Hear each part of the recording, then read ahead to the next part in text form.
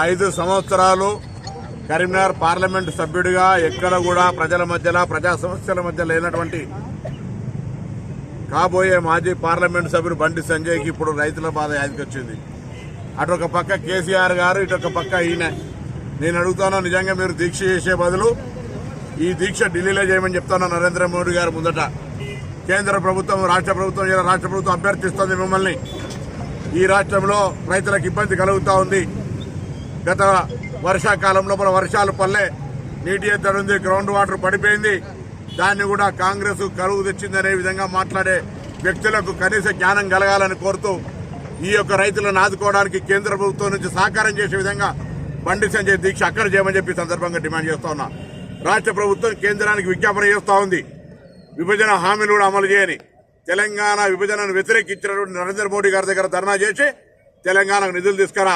ఇవాళ ఓట్ల కొరకు మొన్నటిదాకా రామును ఫోటో పెట్టుకున్నారు, నరేంద్ర మోడీ ఫోటో పనిచేసిరు. మళ్ళీ ఇవాళ రైతుల మీద ముసలి కన్నీరు కారుతున్నారు. ఇవాళ కల్లాల దగ్గర మీరు వస్తారు, కల్లాల దగ్గర రైతులు కన్నీళ్లు పెట్టుకున్నారు. ఎక్కడ వేనో బండి సంజయ్ అని అడుగుతా ఉన్నాం. ఇలా కేసీఆర్ గారు పొలాల బాట పట్టిండు, ఎక్కడికి పోయినో 4 నెలలు కాళేశ్వరం మునుగుతే కుంగితే సలహాలు ఏమంటే ఎక్కడ పోయినావు.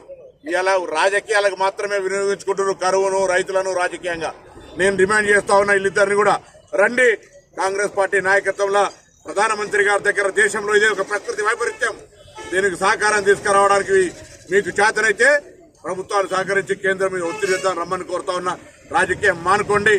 ఈరోజు ధర్నాల పేరు మీద, దీక్షల పేరు మీద చేసేటువంటి డ్రామాలు, ఆస్కార్ అవార్డు గ్రహీతవు నువ్వు ఎట్లయినా డ్రామా ఆర్టిస్టువే, మళ్ళీ ఎన్నికలు రాగానే ఇటువంటి చేసుడు స్టార్ట్ అవుతుందని ముందే చెప్పినాం. స్టార్ట్ అయింది, దీన్ని ప్రజలు గమనించాలని కోరుతా ఉన్నాం. సామాజిక ఉద్యమకారుడు, బహుజనులకు ఆదర్శప్రాయుడు, సమాజంలో బహుజనుల హక్కుల కోసం ఏ విధంగా పోరాడాలనో ఈ తరానికి స్ఫూర్తిని అందించినటువంటి సర్దార్ సర్వాయి పాపన్న గారి వర్ధంతి సందర్భంగా హుస్నాబాద్ పట్టణంలో అందరం కలిసి నివాళులర్పించినాం.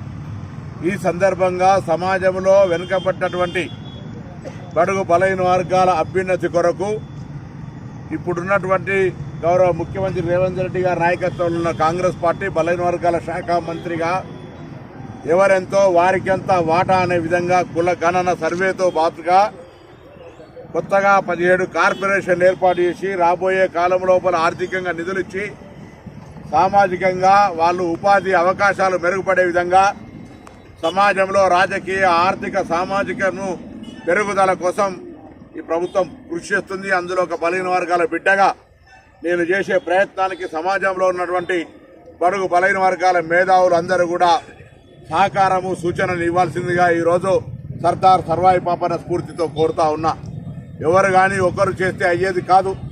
అందరూ కూడా ఆనాడు కూడా సర్దార్ సర్వాయి పాపన్న దగ్గర అందరూ కలిసి ఒక ఉద్యమ పోరాట స్ఫూర్తిని ఏ విధంగా తీసుకున్నారో ఈరోజు కూడా సమాజంలో మార్పు రావాలనుకునే సందర్భంలో అందరూ కూడా ఈ యొక్క ఆలోచనతో రావాలని కోరుతూ అటువంటి సామాజిక మార్పుకు శ్రీకారం చుట్టే సందర్భంలో అందరి సహకారాన్ని కోరుతూ మరొకసారి సామాజిక స్ఫూర్తిదాత, ఉద్యమకారుడు, మరి మా అందరికీ ఆదర్శనీయుడు, ఆయన మార్గాన్ని ఆచరించే విధంగా సర్దార్ సర్వాయి పాపన్న అనుచరులంగా, వారసులంగా మరి ఈ అంశాన్ని ముందుకు తీసుకుపోయే సందర్భంగా వారికి మరొకసారి హృదయపూర్వకంగా నివాళులందరం అర్పిస్తా ఉన్నాం.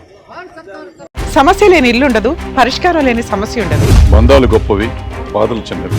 మీ సమస్యని మేము పరిష్కరిస్తాం. రండి, మాట్లాడుకుందాం.